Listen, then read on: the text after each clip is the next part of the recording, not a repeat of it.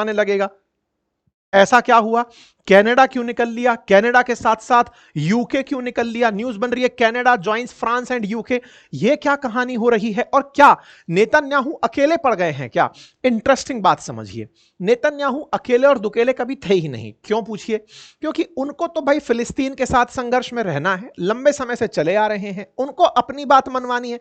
ये तो एक पार्टी है भाई, दो देशों के बीच में संघर्ष है, इजराइल और फिलिस्तीन, उन दो देशों के बीच में से एक तो एक पार्टी है, अब दूसरी पार्टी फिलिस्तीन है। हो क्या रहा था कि इनके साथ में जितने लोग खड़े थे अब तक कमर कस के कि बेटा हम फिलिस्तीन को मान्यता इसलिए नहीं देंगे क्योंकि वो तुमसे गलत तरीके से बर्ताव करता है, हम इसलिए मान्यता नहीं देंगे, तुम कह दोगे तो मान्यता दे देंगे।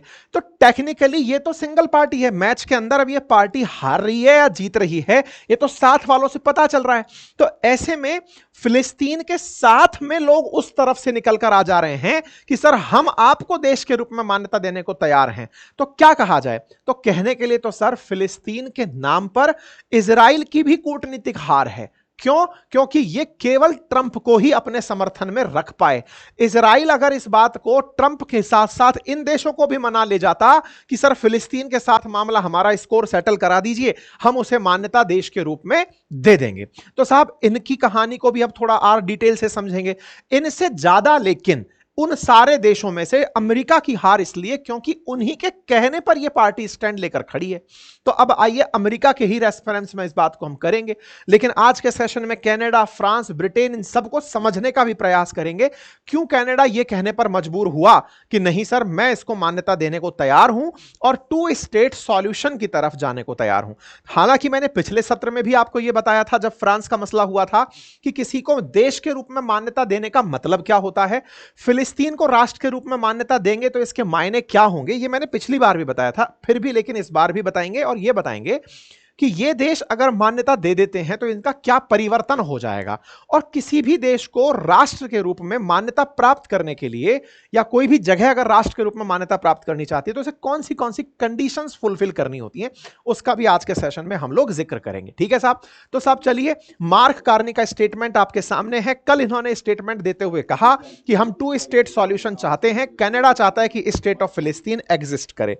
मार्क कार्नी ने अपने बयान में 3 शर्तें और ऐड कर दी और उन्होंने कहा कि देखो साहब कंडीशन नंबर 1 ये है कि 2026 में इलेक्शन हो जाने चाहिए फिलिस्तीन में, क्योंकि 2006 से यहां पर चुनाव नहीं हुए हैं। दूसरा, हमास उसमें पार्टिसिपेट नहीं करेगा, हमास को आतंकी संगठन माना जाता है इसलिए वो पार्टिसिपेट नहीं करेगा।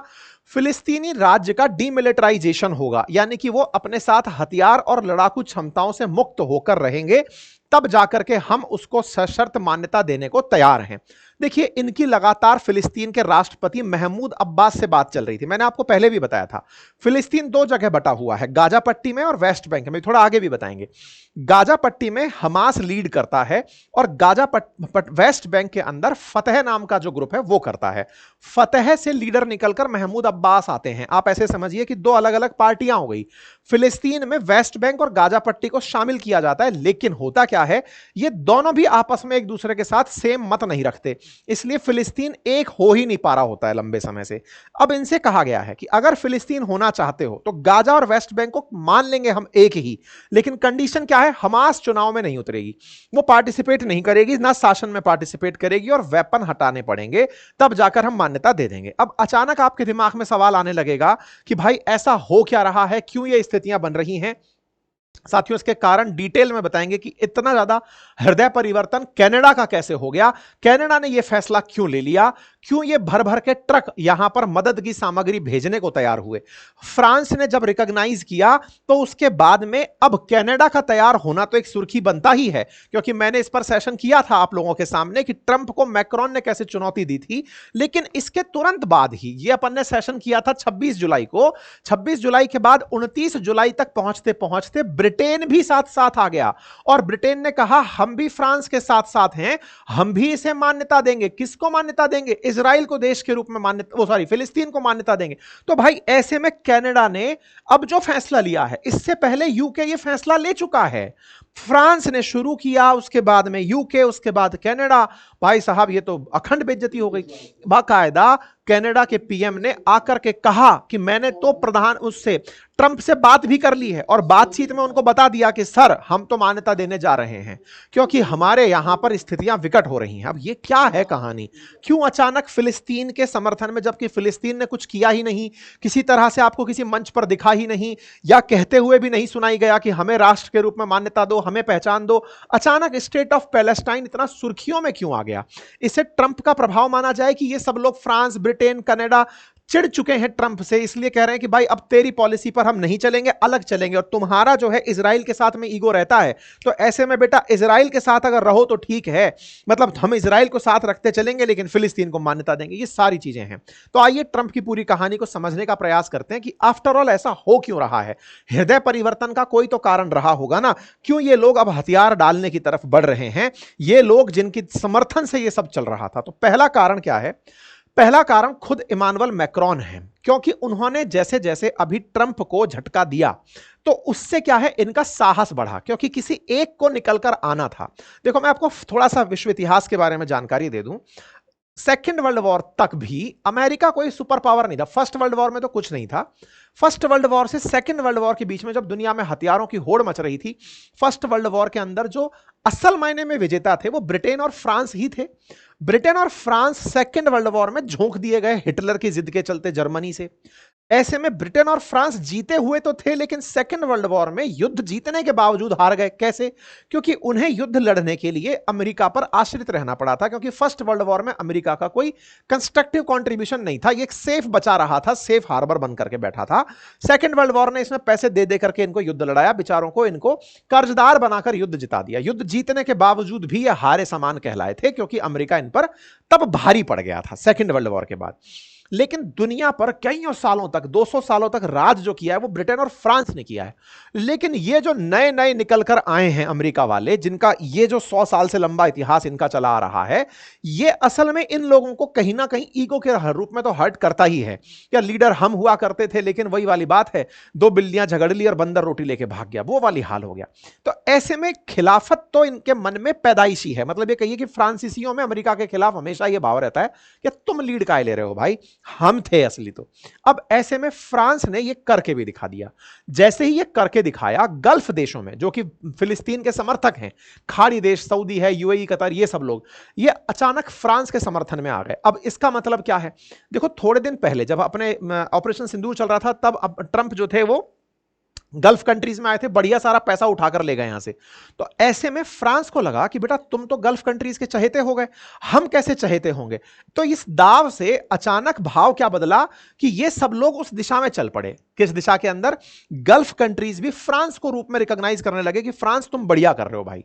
अब फ्रांस तुम बढ़िया कर रहे हो, यह बात जैसे ही निकल कर आई तो ब्रिटेन और कनाडा को लगा अरे यार हम भी तो व्यापारी हैं, कल को फ्रांस वाले राफेल यहां जाकर बेच आएंगे और अपने हथियार बेच देंगे, सबमरीन बेच देंगे, तमाम चीजें फ्रांस वालों के पास सब है। ऐसे में इनने कहा अपन को भी एंट्री करनी चाहिए, बाजार नहीं छोड़ना चाहिए। तो पहला तो फ्रांस ने इनको वो मोमेंटम दिया कि तुम आगे गए, आगे जाकर तुमने फायदा ले लिया, गल्फ तुम्हारे साथ आ गए, हम भी तुम्हारे साथ चल रहे। पहला कारण। दूसरा जो कारण है वो है इन देशों के ऊपर लोकल प्रेशर क्रिएट होना। देखो यूरोपियन कंट्रीज में ना, ब्रिटेन हो, फ्रांस हो, जर्मनी हो, ये तमाम जो देश हैं, ये मानवाधिकार की जो बातें करते हैं, ह्यूमैनिटेरियन ग्राउंड्स की जो बातें करते हैं, असल मायने में इनके यहां कुछ ऐसे ग्रुप सक्रिय वाकई में रहते हैं जो मानवाधिकार के नाम पर सरकार को घेरते रहते हैं। और चूंकि यहां पर पढ़ी लिखी पॉपुलेशन है, नैतिकता पर, मानवता पर बातें करती है, ऐसे में सरकार पर एक मोरल प्रेशर खड़ा होता रहता है। अभी हुआ क्या कि जो ब्रिटेन के प्रधानमंत्री कीर स्टारमर है ना, इनको इनके लोगों ने घेरा, लगभग 226 सांसदों ने। किसके लिए? इस हालत के लिए। किसकी हालत है ये? फिलिस्तीन की हालत है। असल में क्या है कि फिलिस्तीन का जो गाजा पट्टी वाला क्षेत्र है, वो इजराइल ने लगभग जर्जर हालत में मचा दिया है। लगभग 60,000 लोगों की अब तक जानें जा चुकी हैं, और जानों के साथ साथ भुखमरी से अभी पिछले ही कुछ दिनों में 150 से ज्यादा लोगों की गोली लगने से मौत हुई है। मतलब आप विचार करिए कि वो लोग भोजन लेने के लिए कतार में थे, पुलिस ने प्रबंधन के नाम पर गोली चला दी और लोग मर गए। और वो पुलिस कौन सी थी? इजराइल की तरफ से थी, फोर्सेस इजराइल की तरफ से थी। वो लोग प्रबंधन के नाम पर उनकी भीड़ को तितर बितर करने के लिए इस तरह से काम कर दिए। तो कहा गया कि इजरायली फोर्सेस ने लगभग 1000 से ज्यादा एड सीकर्स को, जो सहायता प्राप्त करने आए थे कि हां हमें कुछ दाना पानी मिलेगा, यूएन की एजेंसी हमें देने आई है, ऐसा यूएन ने कहा कि इस तरह से जब राशन की किट यहां पहुंचती हैं, लोग टूट पड़ते हैं, लगभग लूटने के से हालात मच जाते हैं कि भाई जिंदा रहने के लिए आवश्यकता है, कुछ तो दे दो। ऐसे में उन एड सीकर्स पर भी इन्होंने गोली चलाई।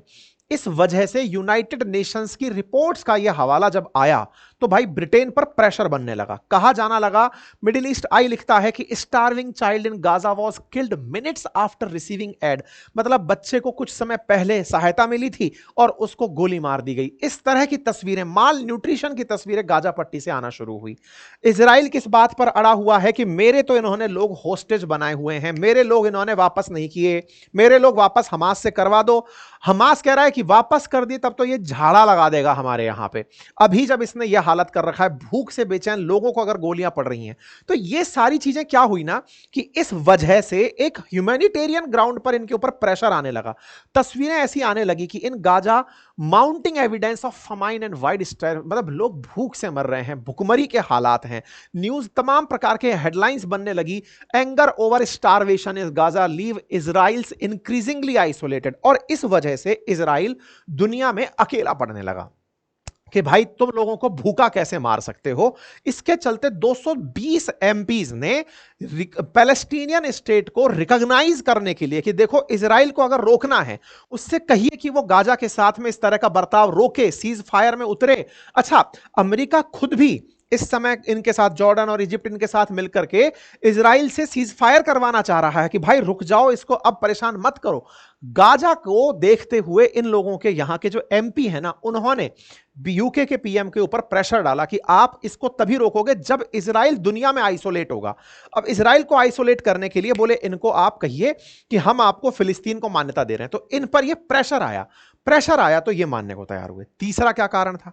तीसरा कारण तो सर्वविदित है कि चूंकि इस हरकत को करने में इजराइल को सपोर्ट असल में अमेरिका करता है। अब अमेरिका कर रहा है तो अमेरिका दुनिया भर में ढिंडोरा 30 बार ये पीट चुका कि मैंने इंडिया और पाकिस्तान का सीज फायर करवाया था।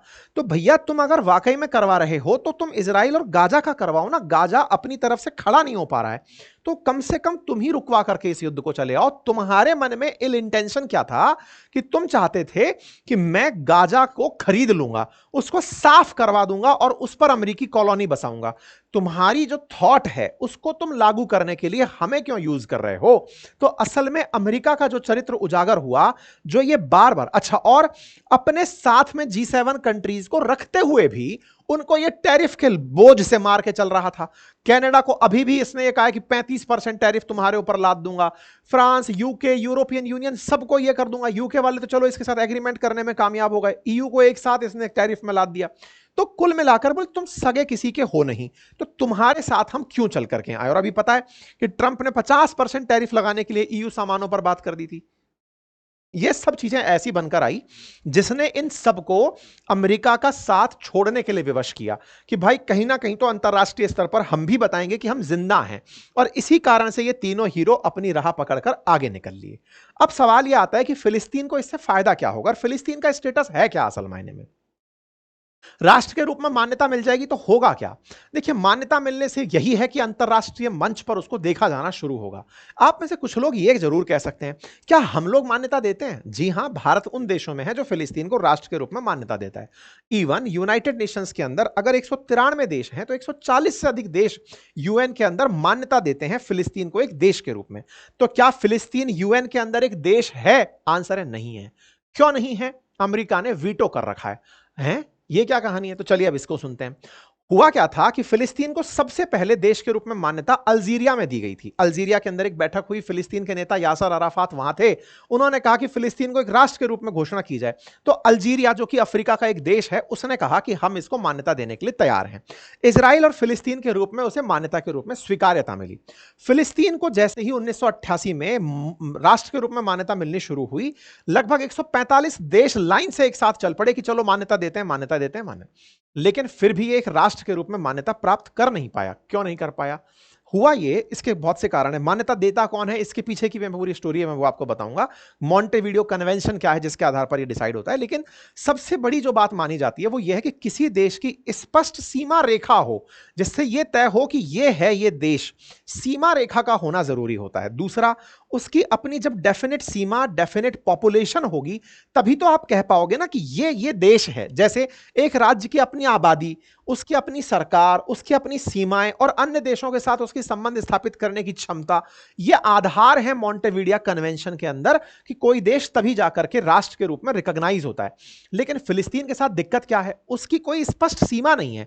सीमा क्यों नहीं है? जो वेस्ट बैंक करके जगह है ना, उस वेस्ट बैंक नामक जगह पर अभी भी, जैसे ये जो मैप दिखा रहे हैं, इजराइल के साथ में जो वेस्ट बैंक जुड़ा हुआ है, जहां पर फिलिस्तीन एग्जिस्ट करता है। फिलिस्तीन दो जगह पर है, गाजा पट्टी में और वेस्ट बैंक में। वेस्ट बैंक के अंदर ही बीच बीच में लगभग 150 कॉलोनी बना रखी है इजरायलियों ने। तो क्या है ना कि वेस्ट बैंक भी अकेला संयुक्त रूप से फिलिस्तीन नहीं कहला पाता। क्यों नहीं कहला पाता? क्योंकि वो बटा हुआ है, छिद्रित हो गया है। तो सीमा रेखा ही नहीं है तो किस जगह को कह दोगे? तो इजराइल ने इस तरह से वेस्ट बैंक के अंदर भी अपने पैर पसारे हुए हैं। ऐसी गाजा पट्टी के अंदर, गाजा पट्टी के अंदर वहां जो हमास है उसको इजराइल वैसे मान्यता नहीं देता है। अच्छा, अपनी ना तो इनकी सेना है ना कुछ है, तो ऐसे में इनको मान्यता नहीं मिल पाई क्योंकि सीमा रेखा नहीं थी इनके पास। यूएन के अंदर कहानी क्या? देखो, यूएन में मान्यता प्राप्त करने के लिए सबसे पहली कंडीशन, 2/3 बहुमत से सारे के सारे महासभा के लोग माने ना माने वो तो सब अलग पार्ट है। जो वीटो रखने वाले 5 देश है ना, जिसमें ब्रिटेन है, फ्रांस है, अमेरिका है और चीन है और रूस है, इनमें से किसी को वीटो नहीं करना चाहिए किसी देश की मान्यता का। अमेरिका ने वीटो कर दिया था वर्ष 2024 में। हुआ ये कि 2024 में नेशनल जनरल असेंबली, जो जनरल असेंबली है यूएन की, वहां पर यह मुद्दा उठ करके गया था कि भाई यूएन ने फिलिस्तीन को एक नॉन मेंबर ऑब्जर्वर का तो स्टेटस दे दिया है, लेकिन इसे देश का मुद्दा भी दे दो। तो अमेरिका ने कहा नहीं, हम इसको देश का मुद्दा नहीं दे सकते। तो सवाल यह कि इसका आज स्टेटस क्या है, मतलब यूएन में इजराइल, फिलिस्तीन एग्जिस्ट करता है कि नहीं? तो आंसर है करता तो है। फिलिस्तीन करता है किस रूप में? नॉन ऑब्जर्वर स्टेटस के रूप में, कि भाई बैठा है, सदस्य नहीं है, मतलब देख सकता है, कार्रवाइयों में शामिल हो सकता है, यूएन की बैठकों में जा सकता है, लेकिन वोट नहीं दे पाएगा। क्यों नहीं दे पाएगा? अमेरिका नहीं चाहता। अमेरिका ने वीटो कर दिया। अमेरिका से पूछा क्या आप फिलिस्तीन को देश के रूप में नहीं चाहते? उसने कहा इजराइल से बातचीत कर लो, इजराइल से मामला सेटल हो जाए, मैं आपको मान्यता दे दूंगा। तो कुल मिलाकर यूएस ने 2024 में इसको देश बनने से रोक दिया। यूएन के अंदर मेंबरशिप तक नहीं दिलवाई गई इसको। तो ऐसे में अब सवाल यह है कि भाई इसको देश बनाने के लिए सबसे बड़ा व्यवधान क्या आ रखा है? इनकी कोई राजधानी नहीं है। राजधानी नहीं है। अब राजधानी के नाम पर ये क्या मानते हैं? यरूशलेम को ये राजधानी मानते हैं। लेकिन क्या हुआ ना, अमेरिका ने पिछली बार जब ट्रंप का कार्यकाल था, यरूशलेम को इजराइल की राजधानी घोषित कर दिया, जिस पर भारत ने इनकार भी किया। भारत ने अभी भी तेल अवीव को राजधानी माना हुआ है, लेकिन अमेरिका ने क्या कहा कि यरूशलेम इजराइल की राजधानी है। तो जो फिलिस्तीन वाले क्लेम करते थे, तो अब फिलिस्तीन की राजधानी कहां है? तो फिलिस्तीन अभी रामल्ला के अंदर अपना ऑफिस चलाकर बैठे हुए हैं। तो उम्मीद है कि अब आपको यह समझ में आया कि फिलिस्तीन का स्टेटस बड़ा ही फंसा हुआ सा है। वो खुद गाजा पट्टी और वेस्ट बैंक में बसा हुआ है, प्लस इजराइल के साथ में उसका कोई नेगोशिएशन प्रॉपर चल नहीं रहा है। तीसरा, अमेरिका कहता है कि तुम्हारे पास राजधानी नहीं है, तुम्हारी राजधानी दूसरी खोजो, उनके पास है नहीं। चौथा, गाजा पट्टी और वेस्ट बैंक खुद आपस में एक मत नहीं हो रखे। उधर हमास और इधर फतह आपस में झगड़े पड़े हैं। इधर अब्बास करके जो फिलिस्तीन के सो कॉल्ड राष्ट्रपति हैं, 2006 से वो चुनाव नहीं करवाए हैं। तो ऐसी स्थिति में फिलिस्तीन खुद अपने आप में बड़ा ही फंसी स्थिति में है। लगभग 35 लाख की आबादी है फिलिस्तीनियों की, लेकिन वो भी अब बहुत सी आबादी ऐसी जो वहां से निकलकर आसपास के क्षेत्रों के अंदर शरण ले ली है। इसके पीछे का इतिहास हमने पहले भी आपको बताया। तो ऐसे में इनके चलते इजराइल और फिलिस्तीन के बीच का कोई परमानेंट सॉल्यूशन आ नहीं रहा। तो अमेरिका चाहता नहीं है मान्यता देना, और ऐसे में ये सारी स्थितियों में अगर सारे देश एक साथ हो गए तो अमेरिका के ऊपर एक प्रेशर क्रिएट हो जाएगा कि भाई उसको मान्यता दो। जैसे अभी फिलिस्तीन के केस में फ्रांस जो वीटो रखता है, या इजराइल यूके जो वीटो रखता है, ये कह रहे हैं कि हम इनको रिकॉग्नाइज करते हैं। तो ये अपने आप में एक बड़ी बात मानी जाएगी। ठीक है, इतना ही नहीं, कनाडा ने तो ये तक कहा है कि वो इनकी आर्थिक मदद तक करना चाहते हैं अब गाजा वालों की। स्वाभाविक सी बात है, दुनिया भर से इनको गालियां पड़ रही हैं कि तुम लोग क्यों नहीं देख पा रहे कि वहां पर इतनी हालत खराब है, तुम क्यों नहीं मान रहे। तो अब इजराइल ने क्या कहा इजराइल ने कनाडा से कहा कि तुम ये करके हमास को समर्थन दे रहे हो, तुम हमास को। अच्छा, इजराइल का अपना स्टैंड है। इजराइल कहता है कि आप हमास को मान्यता देते हो ऐसा करके, आप कह रहे हो कि जो हमास ने किया वो सब सही था, उसने हमारे हॉस्टेज अभी तक बनाए हुए हैं। अच्छा, इधर हमास भी अपने हॉस्टेजेस रिहा कर दे तो कुछ और बात निकल कर आए, लेकिन हमास हमारे आदमी रिहा नहीं किया और उसने हम पर ऐसा हमला किया, तब तुम लोगों को दर्द नहीं हुआ। इजराइल आज भी अपनी उसी बात को कहता है कि मैं तो इस बात की कड़ी निंदा करता हूं। ट्रंप क्या कहते हैं? ट्रंप तो भाई साहब कनाडा पर बिखर ही गए। उन्होंने अपनी तरफ से कहा कि वाह, कनाडा ने ऐसा अनाउंसमेंट कर दिया है कि वो अब आगे से फिलिस्तीन को मान्यता देगा, यह आने वाले समय में बहुत मुश्किल खड़ी करेगा हमारी ट्रेड डील के साथ। ट्रेड डील का फिर से इन्होंने घोषणा घोष दिया कि लो भाई साहब, ट्रेड डील में दिक्कत करेंगे। मार्क कार्नी ने कहा झेल लेंगे सर। अमेरिका ने कहा हम 35% तक टैरिफ लगा देंगे। इनने कहा सर हम देख लेंगे, कोई दिक्कत नहीं है, हम अपने हितों की रक्षा जरूर करेंगे, लेकिन आपको लगता है कि आप टैरिफ लगाकर हमारे सारे डिसीजंस बदल दोगे तो फिर वास्तव में फिर तो अमेरिका ही देश रह ले, बाकियों को तो रहने की क्या ही जरूरत है। तो कनाडा ने अपना संदेश भी दे दिया कि नहीं सर, देखो ऐसा है, आपको टैरिफ लगाना है, ठीक है, हम अपने हितों का ख्याल रखें। जैसे भारत ने कहा भाई तुम्हें लगाना है लगा दो यार, अब हम ये थोड़ी है कि तुम्हारे टैरिफ के चलते जीना छोड़ देंगे, ठीक है, तुमने टैरिफ लगा दिया, मस्त रहो। ऐसे में कनाडा ने भी इनसे कह दिया मस्त रहो। अब कुल मिलाकर बात यह है कि डोनाल्ड ट्रंप जो टैरिफ नामक न्यूक्लियर बॉम्ब लेकर घूम रहे हैं दुनिया भर के अंदर, जहां मन में आती है वहां फट जाते हैं, फिर पीछे हट जाते हैं, ये जो खेल इनका चल रहा है, इसने विश्व अर्थव्यवस्था को तो पूरी तरह से तहस नहस करने का रोला कोस्टर राइड करा रखा है, लेकिन कहीं ना कहीं अमेरिका की जो साख थी ना, उसको इन्होंने बढ़िया से बट्टे लगाया। बाकी आप लोगों को क्या लगता है, कमेंट बॉक्स में अपनी राय जरूर दीजिएगा। आपके हिसाब से इजराइल फिलिस्तीन का क्या सॉल्यूशन हो सकता है, वो भी कमेंट बॉक्स में बताइएगा। फिलहाल के लिए इतना ही, अपना ख्याल रखें। लेकिन एक इंटरेस्टिंग बात लास्ट में जाते जान जाइए कि इस समय जापान और इटली का भी मन फिर रहा है। हो सकता है सितंबर पहुंचते पहुंचते ये लोग भी कह दें कि हाँ, और जर्मनी भी कि हम आ रहे हैं साथ साथ, है ना। तो G7 सारे अमेरिका को छोड़ करके सब निकल पड़ेंगे। तो कुल मिलाकर के अमेरिका ही कहीं G7 ना छोड़ दे और ये G6 आपको देखना ना पड़ जाए। चलिए फिलहाल के लिए इतना ही।